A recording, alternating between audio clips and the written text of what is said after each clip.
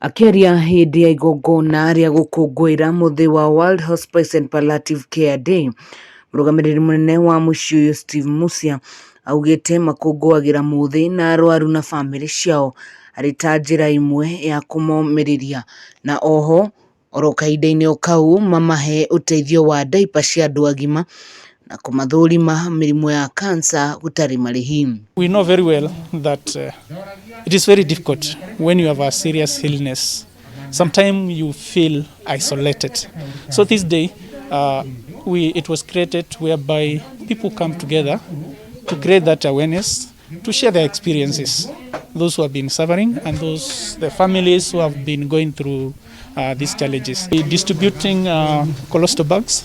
We appreciate the government donated to us several of those colostomy bags, and we appreciate because we have around 60 patients who are going to receive those colostomy bags. Elo Mwashira uria ni umwe wa aria magunikite na uteithio uyu wa colostomy bag augite aturite agereire moritu maingi kuona bagi iria ahuthagira na hau ni cia goro na citiraikaraga ihinda iraya. Ni ndeithitie hareke njuge ni ndeithitie harene muno kuma hindi iyo na nikuo ngiraga ni tari nacio kuri iria twa hindi iyo twaguraga ciakoragwo irimo ciri expensive na igakorwo itiraikara ihinda inene no riu ndokira gukuri ngiona quality njega na njega irahota baby irahota guikara nacio nginya 2 days 3 days. Munini wa Arwaru haria metiritie murimu wa cancer maugite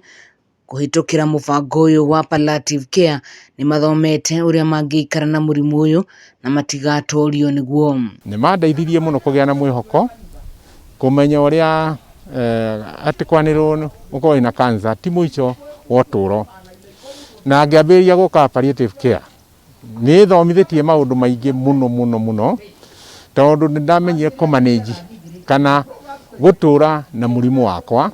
Turakoretwo ngithii turi na atumia angi tondu twonire ta survivors ni twagiriire ni gukorwo tugicokanirira o mweri rita rimwe tukaraniria na tukomaniriria na tugateithania haria tungihota guteithania na nigetha ona uria murwaru tugathie turi ta gikundi tugathie kumumiriria. Kiribotera Kameme TV kuma kaunti ya Nyeri, ni njitagwo Wahu wa Ngugi.